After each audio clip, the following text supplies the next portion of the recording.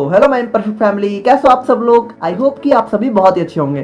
तो जैसा कि हम लोग बात कर रहे थे पाउडर्स के बारे में, और लास्ट 2 वीडियोज में हम लोगों ने देखा अपने पाउडर्स को, उसके एडवांटेजेस, डिसएडवांटेजेस और उसके क्लासिफिकेशन को।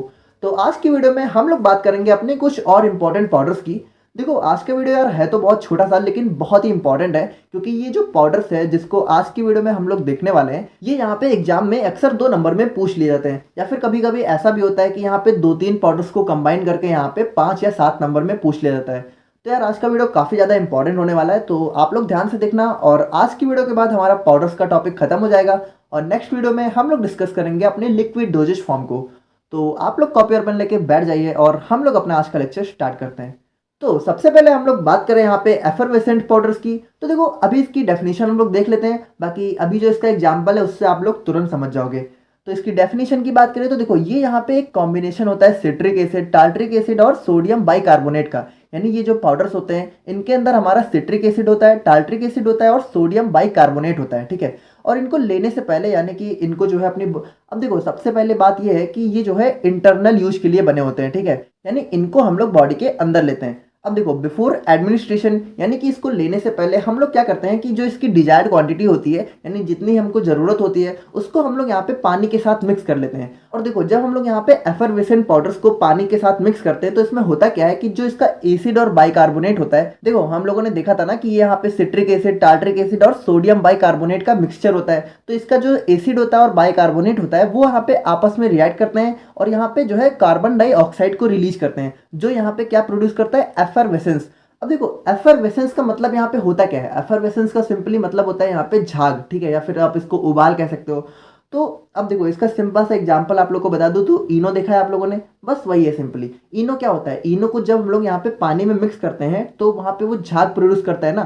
तो वो वहाँ पे कैसे करता है, वो ऐसे करता है कि इनो के अंदर हमारा एसिड होता है और बाइकार्बोनेट होता है। तो ये दोनों आपस में रिएक्ट करते हैं, ठीक है, और कार्बन डाइऑक्साइड का फॉर्मेशन करते हैं, ठीक है, जो यहाँ पे झाग को प्रोड्यूस करता है। तो यही होता है हमारा एफरवेसेंट पाउडर्स। तो आई होप कि आप लोग को ये समझ में आ गया होगा। तो अब हम लोग बात करते हैं अपने नेक्स्ट पाउडर की, जो कि है हमारा एफ्लोरेसेंट पाउडर्स।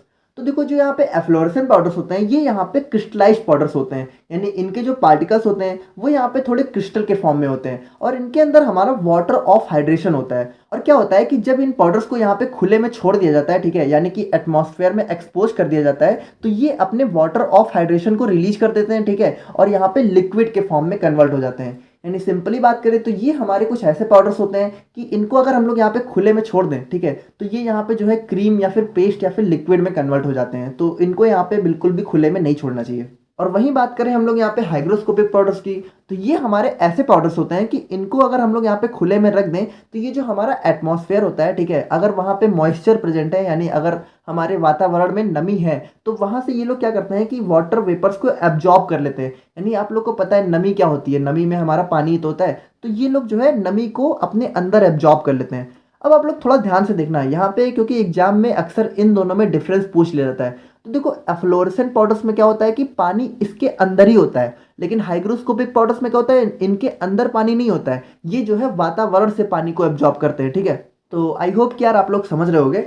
और इसी तरह जो हमारे डेलिक्वेसेंट पाउडर्स होते हैं ये हमारे ऐसे पाउडर्स होते हैं जो यहाँ पे एटमॉस्फेयर से इतनी ज़्यादा नमी एब्जॉर्ब कर लेते हैं कि ये पूरी तरीके से पानी में कन्वर्ट हो जाते हैं। देखो आप लोग थोड़ा ध्यान से समझना, क्योंकि यहाँ पे जो हमारा एफ्लोरेसेंट पाउडर्स होता है, हाइग्रोस्कोपिक होता है और डेलिक्वेसेंट होता है, इन तीनों में अक्सर यहाँ पे एग्जाम में 7 नंबर में डिफरेंस पूछा गया है। तो आप लोग थोड़ा ध्यान से समझना।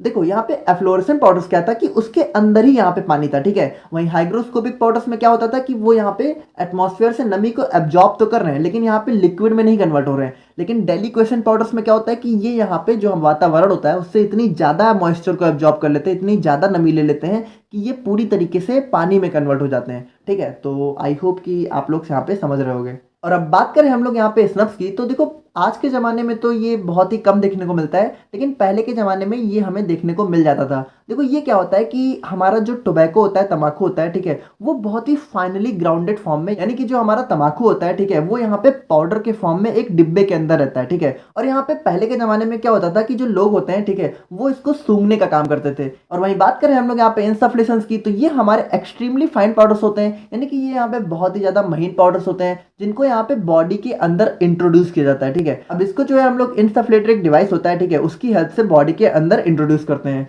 तो देखो यार, आज का लेक्चर छोटा सा था बट बहुत ही इंपॉर्टेंट था, तो आई होप कि आप लोगों को समझ में आ गया होगा। और अगर कुछ नहीं समझ में आया तो कमेंट करके बताना, और मिलते हैं नेक्स्ट वीडियो में। Thank you so much.